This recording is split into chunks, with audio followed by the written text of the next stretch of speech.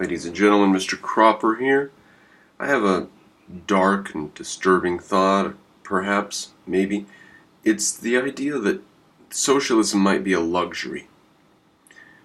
Because you find socialism where there is something to socialize. Venezuela, for example, has more oil reserves than anybody but Saudi Arabia, maybe more than Saudi Arabia. It's low quality oil with high sulfur. So anyways, they have something. That's why what happened to them happened to them. Why did Germany become a National Socialist basket case? Well, they're extremely well educated. They had universities there for centuries before the Nazis came around. They had guys sitting around writing in books about nonsense that they called philosophers for a long time before the Nazis came around. So they were a very advanced, very well-educated society, and there was a lot to seize and use and distribute, and the same isn't quite so true of Russia.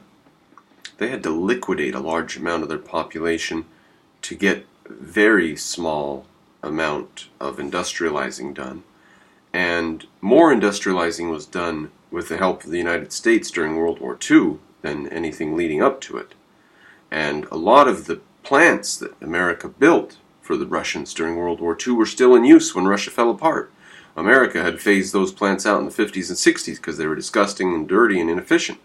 But the Soviets used them right up to the day that the Soviet Union fell apart. So we built Russia. Germany was built by intellectuals, by an educated class for decades and for a couple centuries before the Nazis could come and take over. You don't see socialism gripping, Ethiopia or whatever it is. Now you might counter and say, Mr. Cropper, they live in a socialist paradise of some kind. That's what socialism would bring you back to, is no electricity and mud huts and stuff. And I would say, yeah, fair enough, okay. So that would prove my point again, that socialism is a luxury. They can't practice socialism in mud huts. They can't practice sharing wealth. They don't have any wealth. So socialism is something that occurs when there is wealth. Now, let's just put that in our pocket and assume that that's true. If socialism has to occur only after there is wealth.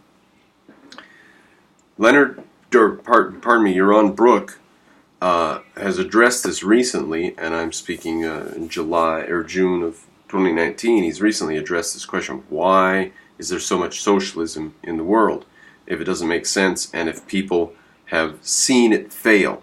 And he says he thinks that's the biggest question about it, is people have seen it fail so many times. Why do they keep going for it? But I think that if we look at it as an option that becomes available sometimes, and that option may or may not get turned on, but it only becomes an option on the board of switches sometimes. If we look at it this way, then we can see that socialism is rampant today, and will possibly is going to come into a golden age of some kind. Not communism, maybe. Maybe communism's seen it, but maybe socialism hasn't, right? And to be fair, Venezuela doesn't have 1 million people in gulags. It's sent 3 million people, away as migrants trying to get the hell out of there. But it's not doing what Nazi Germany or Soviet Russia did. It's running people over in the streets. It's shooting people. Sure, but it's not doing the systematic murderous stuff that Soviet Russia and Nazi Germany did. So, maybe socialism will continue to grow and get bigger and bigger because societies have so much wealth, they'll be tempted again and again to seize the wealth around them if they don't understand where it comes from and why it's there. And, just because you're walking down a street and you walk past a lamppost that costs $50,000, probably, in all likelihood, the government probably paid $50,000 for a $10,000 lamppost. And the electricity run that one lamppost is 10 times your electric bill for your house for the month. Just because that's true doesn't mean you're oppressed. It might mean that you're privileged. You don't need socialism. You've already got it. You don't need the rich to distribute their wealth to you. You don't need to get your piece of the wealth. You've already got it. You've got socialism if you can just go pay $1,000 for your deposit and rent an apartment. with electric and water and gas hookups and a fire department nearby and a police station nearby and schools nearby. The schools are shit. The schools are terrible. Don't start me.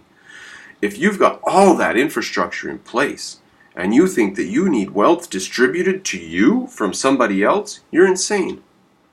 There's already a massive amount of socialism, if socialism means the sharing of wealth. That's already there. We don't need to force it on people. We don't need the government to force us to do it.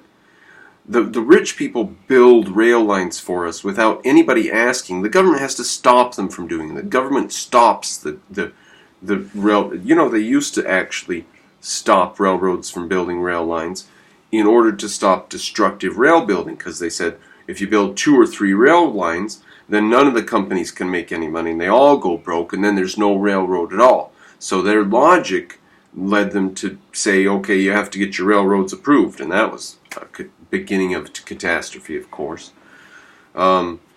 So I think we've made our point here. Socialism might be a luxury. If you're one of the fools that think socialism means sharing the wealth from rich people, then look around you. You are surrounded by wealth that rich people have put out there in order to make our societies and cities livable and profitable and enduring. You're surrounded by that stuff, and they haven't done it just for you. They've done it for larger purposes, but you're the beneficiary of it. You can walk around on these streets and sidewalks that cost so much money you can never imagine. You couldn't pay for a single fire hydrant hookup if you saved up for a year.